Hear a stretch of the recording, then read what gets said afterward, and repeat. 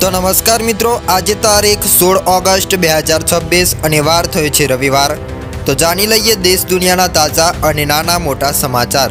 તો આજના સમાચાર તમે કયા વિસ્તારોમાંથી જોઈ રહ્યા છો કોમેન્ટમાં જણાવજો।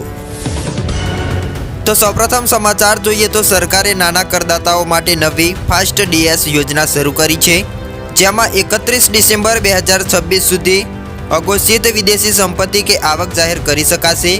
આ યોજના 16 ઓગસ્ટ 2026 થી અમલમાં આવશે। વિદ્યાર્થીઓ, યુવા, પ્રોફેશનલ અને એનઆરઆઈ સહિતના કરદાતાઓ 30% ટેક્સ અને તેટલો જ દંડ ભરીને કાનૂની કાર્યવાહીથી બચી શકશે। ત્યાર પછીના સમાચાર જોઈએ તો સુપ્રીમ કોર્ટે FSSAIને બિસ્કિટ, ચિપ્સ જેવા પેકેજ ફૂડ પર સ્પષ્ટ ચેતવણી લેબલ લગાવવાનો આદેશ કર્યો છે। કોર્ટે જણાવ્યું છે કે હાલના ઝીણા અક્ષરોમાં છાપેલી વિગતો ગ્રાહકો છે જે વાંચી શકતા નથી। વધુ વિલંબ થશે તો સુપ્રીમ કોર્ટે જાતે માર્ગદર્શિકા જાહેર કરશે। આ લેબલથી ગ્રાહકોને ખરીદી સમયે જ હાનિકારક તત્વો વિશે માહિતી મળશે। તો કોકરોચ જનતા પાર્ટીના સંયોજક અભિજીત દીપકે મહારાષ્ટ્રના હિંગોલી સ્થિત પોતાના ગામથી સ્કૂલ ઠીક કરો અભિયાન શરૂ કર્યું છે। તેમણે આક્ષેપ કર્યો છે કે કોઈ પણ પક્ષ સત્તામાં હોય સરકારી શાળાઓની ઉપેક્ષા થઈ છે। દીપકે સરપંચોને શાળાઓની સ્થિતિ સુધારવા અને ખાનગી શાળાઓમાં ફીનું માળખું નક્કી કરવાની પણ માંગ કરી છે, જેથી બાળકોને સમાન તકો મળે। તો અરુણાચલ પ્રદેશમાં ભારે વરસાદના કારણે દિબાંગ ઘાટીમાં આવેલા ભયાનક પૂરથી ભારતીય સેનાના 2 અસ્થાયી શેલ્ટર તણાઈ ગયા। આ ઘટનામાં 5 સૈનિકો ગુમ થયા છે, જેમને શોધવા બચાવ કાર્ય ચાલુ છે। ઉપરાંત અપર સુબનસિરી જિલ્લામાં ભૂસ્ખલન થતાં 4 લોકોના મોત થયા છે। આ બંને દુર્ઘટનાઓ શુક્રવારે સાંજે બની હતી। આઈએએસ તુકારામ મુંડે મહારાષ્ટ્રના ફૂડ સેફ્ટી ચીફ હાલ ચર્ચામાં છે। તાજેતરમાં તેઓ મિત્ર સાથે જમવા ગયા હતા, ત્યારે એક રેસ્ટોરન્ટ્સમાં નકલી પનીર પકડાયું હતું। તેમણે લાયસન્સ ડિસ્પ્લે ન કરવા અને પાણીની વ્યવસ્થામાં ખામીઓની પણ નોંધ કરી। તુરંત કાર્યવાહી કરવાના બદલે તેમને સુધારા માટે 24 કલાકનો સમય આપ્યો છે। 3 મહિનામાં 165 લાયસન્સ સસ્પેન્ડ કરાયા છે। નાગપુરમાં 80મા સ્વતંત્રતા દિવસ નિમિત્તે આરએસએસ પ્રમુખ મોહન ભાગવતે વિદ્યાર્થીઓ અને જેન ઝેડ સાથે સંવાદ કર્યો હતો। તેમને યુવાનોને દેશની સૌથી મોટી તાકાત ગણાવીને ડેમોગ્રાફી ડિવિડન્ડ કહ્યા।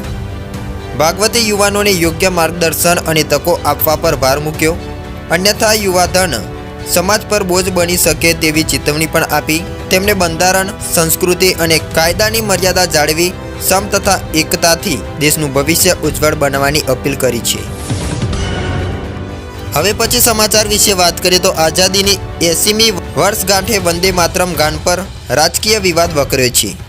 દિલ્હીમાં કોંગ્રેસ મુખ્યાલય ખાતે તિરંગો લહેરાવતી વખતે સોનિયા અને રાહુલ ગાંધીએ ગીત અટકાવવાનો પ્રયાસ કર્યો હોવાનો ભાજપના આરોપોએ ગરમાવો વધાર્યો છે, જેમાં કોંગ્રેસે 1937ના નિર્ણયનો હવાલો આપ્યો છે કે જેમાં ગુરુદેવ ટાગોરની સલાહ મુજબ પ્રથમ 2 અંતરા ગાવાનું નક્કી થયું હતું।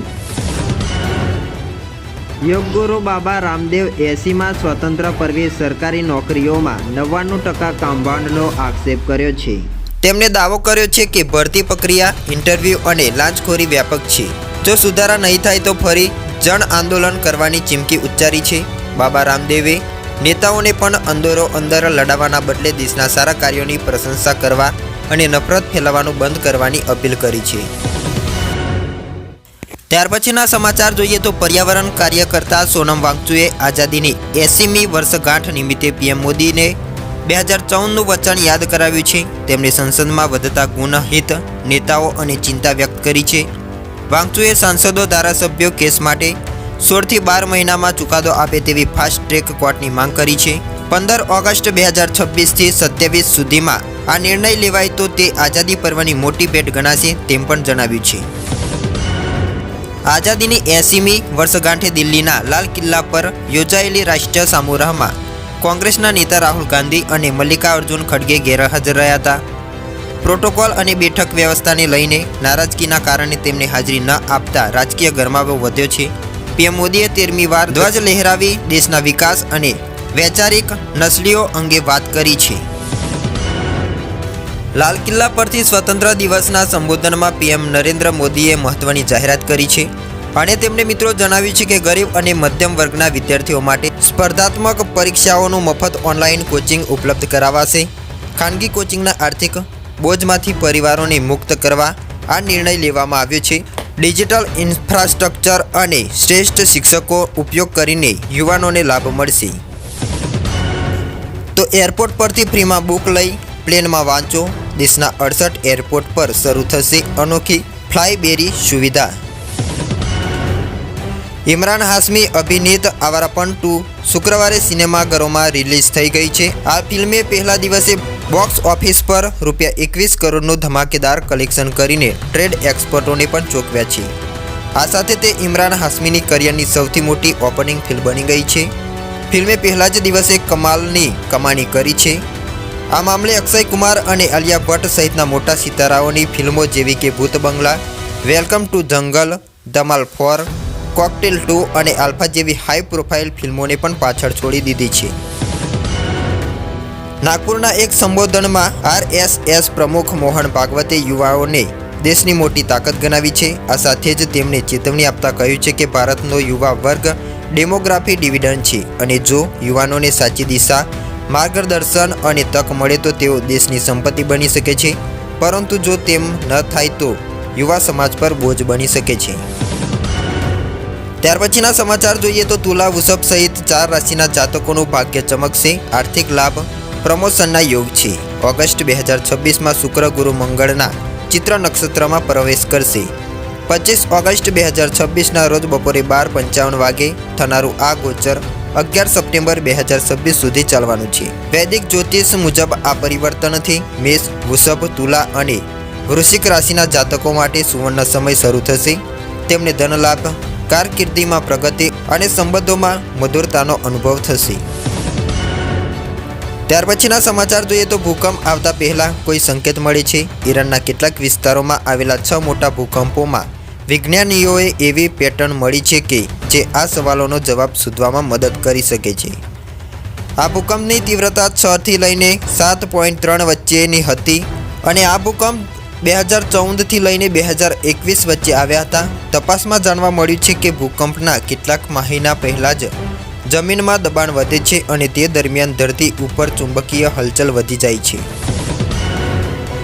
ઇન્ડોનેશિયાના દરિયાકાંઠે શનિવારે વહેલી સવારે 7.7ની તીવ્રતાનો શક્તિશાળી ભૂકંપ અનુભવાયો હતો. સવારે 4:58 વાગે આ આવેલા ભૂકંપના કેન્દ્ર સમુદ્રમાં 35 કિલોમીટરની ઊંડાઈએ હતું. ભૂકંપ બાદ સુનામીની ચેતવણી જાહેર કરાઈ હતી અને 3 મોટા આફ્ટર શોક્સ પણ નોંધાયા હતા.